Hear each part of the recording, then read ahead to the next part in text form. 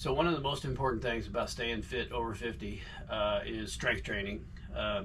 It's a proven fact that if you don't use your muscles, you're going to lose them. So 2 to 3 times a week, I try to get strength training in.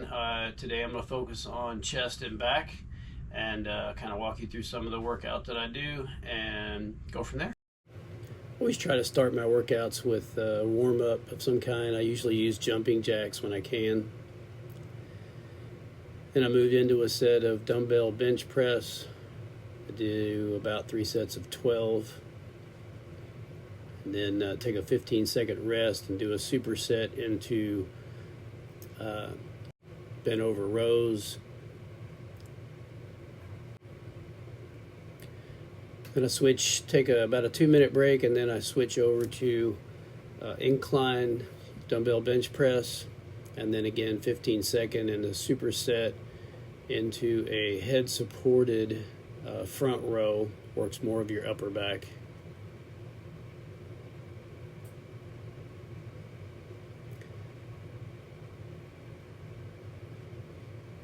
Again, I do about 3 sets of 10 on these. Then I switch it up to a decline bench. Again, 3 sets of 10. Another superset, move straight into lat pull downs. It's a little tough to find ways to do this stuff inside your camper, but I make do. Then I do Y raises to the front.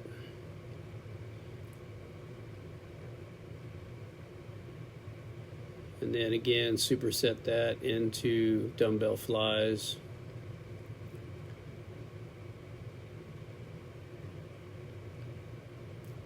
And then move into rear delts.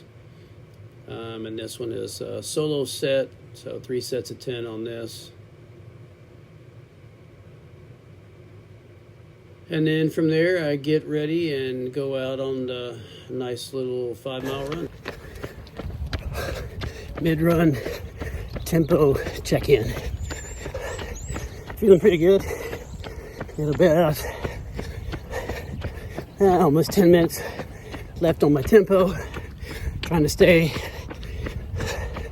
middle zone 3. Holding the phone makes it really hard because it gets me out of my rhythm. Talk to you after. Okay, just finished my run. Wasn't as easy as I had hoped. Of course, I did shoot for 25 minutes of mid to upper zone 3. I actually wound up in zone 4 more than I wanted. Legs felt a little bit heavy, but I mean, all in all, I guess it was a pretty good run. We'll get back and look at the numbers and see how how they look.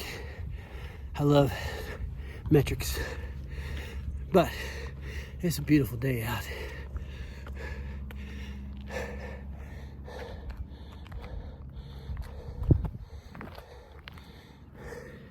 Can't argue with this. All right. A resting heart rate of 45. Body battery was up to 100. My training load was low. So everything was telling me that I was wide open. So I got a great workout in yesterday. I did a strength training and then a run with the 25-minute tempo session in the middle. Turned into be a little harder run than I probably should have done. So at the end of the run, I wound up pretty well fatigued and kind of trashed. I was really kind of concerned about that. I think I evened it out pretty well with my nutrition throughout the day, not just when I was running, but throughout the day. I did a pretty good job with the nutrition. And then this morning I get up and I was pretty well recovered again. Body battery was back up to 91. Resting heart rate was still 45. My overnight HRV was still in a really good spot.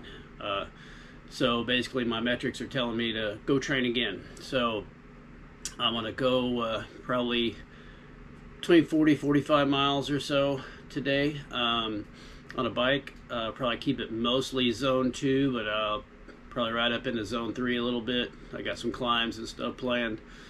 So I'll check in later with some footage and see how things go.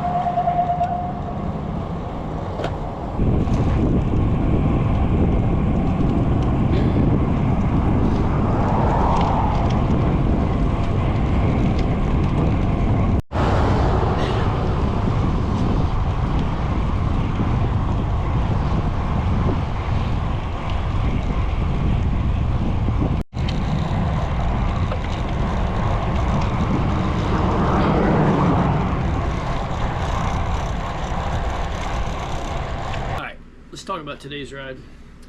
I wound up with 41.2 miles. Ride felt great. Had some ups and downs, so it wasn't a flat ride by any means. Pre-ride nutrition, was able to take in 61 grams of carbs, low fat, 2.4 grams of fat, and then only 4.9 grams of protein. I wanted to stack mostly carbs pre-ride, 284 calories total. During the ride, I stuck with Cliff Blocks and one waffle stinger, honey stinger. So I wound up with 117 grams of carbs, 6 grams of fat, and 1 gram of protein, 540 calories during. Post-ride, I did 39 grams of carbs, 1.3 grams protein, and 38.9 grams of protein, 1.3 grams of fat. I kind of stuck with my normal post-recovery shake that I do. 326 calories. So total 866 calories, and the ride itself, during and post-ride, the ride itself burned, I think it was like a little over 1,000, but my active calories were like 860. So I mean, I was right in there pretty much on the active calories, burning most of those back, or replacing most of those.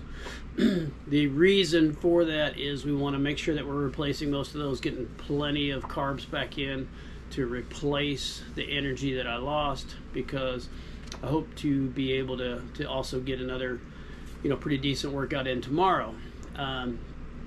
What I found is that if I don't fuel properly today, I can't sustain the training over a longer period. So my goal is to be able to train every day. I take one day off, but 6 days a week, be able to train the way I want, just because of my desire to be out there. Let's talk about ride stats. So today at 41.2 miles, we had about 1,350 foot of elevation, so there was some little bit of climbing. As I said, 862 active calories. I spent most of my time aerobically. I averaged about 117 beats a minute on my heart rate, which is high zone 2 for me. That was kind of the goal, was to try to stay in zone 2 towards the top. Some of the climbs I had to back off a little bit because the legs felt better than the heart rate did. So watching the heart rate lets you make sure that you don't push yourself too hard. Keeping in mind that there is such a thing as heart rate lag. So by the time your heart rate catches up, you've already done more work than you thought you did. So you got to make sure you keep an eye on that also. All in all, I feel like it was a very productive ride.